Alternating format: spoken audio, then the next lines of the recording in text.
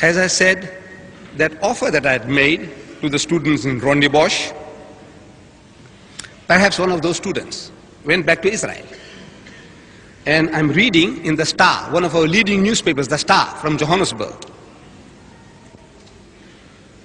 It says, then there is Henry Katzew. Katzew is well known among the Jews. Henry Katzew, K-A-T-Z-E-W, Katzew, a former South African journalist now living in Israel. Henry Katzew, who reported in the leading daily, the Star, dated the 5th of December 73, under the caption, "For Israel, a perpetual specter of war." Always the war, the sword of Damocles on their heads. For Israel, a perpetual specter of war. He continues, the 25-year history. In bracket I put my own words. It's in the book. When you go home you can read it, the full quotation. Now over 40 years, the strife, war going on, of the Judeo-Arab conflict since the birth of Israel should bring Israelis to the conclusion that politics will not solve the Jewish problem. This is the Jew talking now.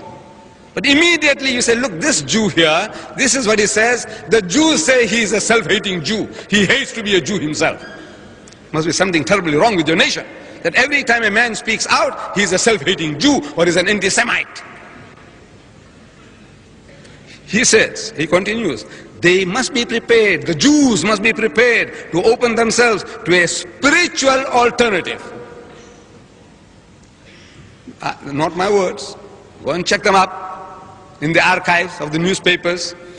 They must be prepared, the Jews must be prepared to open themselves to a spiritual alternative, to effect a spiritual revolution, which in turn would lead to the vast new developments.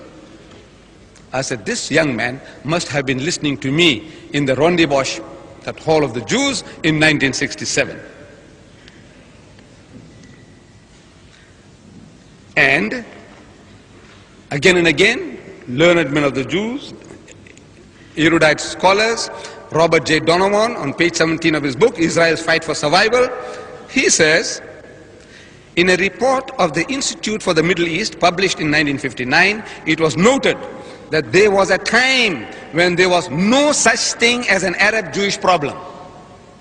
No Arab-Jewish problem. When relationship between the two peoples were as normal as those between cousins. And Professor Goitein, the chairman of the School of Oriental Studies at the Hebrew University in Jerusalem, on page 21 of his book, Jews and Arabs, he repeats the same words. He says, there is much more to the popular belief that Jews and Arabs are close relatives, cousins. He puts down cousins, close relatives, and he says cousins, because they were descended from the brothers Isaac and Ishmael, the sons of Abraham, coming from the same father, Abraham. They were cousins. And the latest, on the 1st of January this year, 1989, 1st of January, Danny Bental, a Jew, described as a reservist in the Israeli army during his latest tour of duty in Gaza. This Jew, he is serving in the Israeli army. During his latest tour of duty in Gaza, reports in the Star again. This is not a Muslim newspaper. They refused to put our advert a second time because of the Jewish protest. We wanted to repeat our advert, they stopped it and said, no, our Jewish customers, they don't want us to have the thing in. That Star reports this young Jew talking. He is a journalist.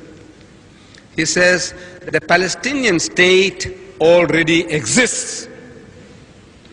The state of Palestine already exists. Let there be no mistake about that. It exists in Jabaliyah and Shati, in the mosques and in the mind of the people. This Palestinian state is there. It exists. Judging by the proliferation of Palestine Liberation Organization flags in Shati, we have already begun to lose the battle for this square mile of Eretz Israel. This is the start.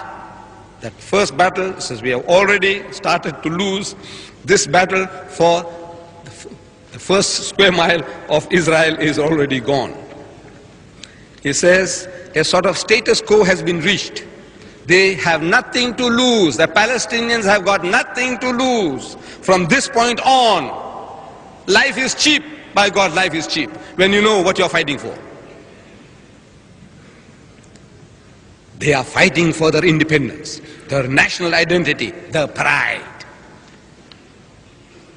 He continues, for all the fear we inspire in the local populace, we no longer maintain absolute control over their lives, no longer maintain absolute control over their lives. The symptoms of eventual defeat for the Jews are already obvious.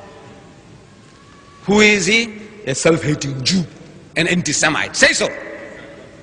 I want the guys who can say, look, this guy's an anti-Semite. He is a man serving the Israeli army and reported in one of the most leading newspapers of South Africa, the Star. Not in a Muslim newspaper in Saudi Arabia. He says, he continues, we catch a rock-throwing child throwing stone, probably no more than 12 years. No more than 12 years old. In his eyes, I detect a certain pride behind the fear of what is about to happen to him. Soldiers start shouting, hit him, smash his head in, break his arms, so he won't throw stones again. Teach him a lesson. He continues, this from soldiers who only days before had been law-abiding and God-fearing citizens. This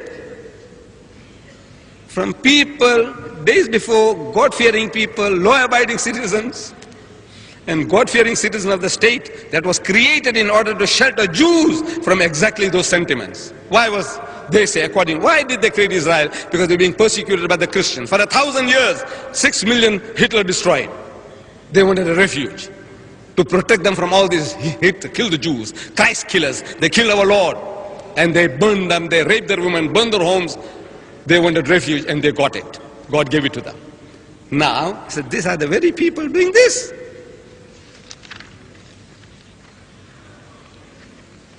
He says, he's crying. This Denny bin Tal, this Jew, young Jew is crying. So we, more than any other nation on earth, should understand that. Whenever a youth hurls a rock at me, stone at me, I cannot but feel guilty in the knowledge that were I in his situation, I would also be throwing rocks.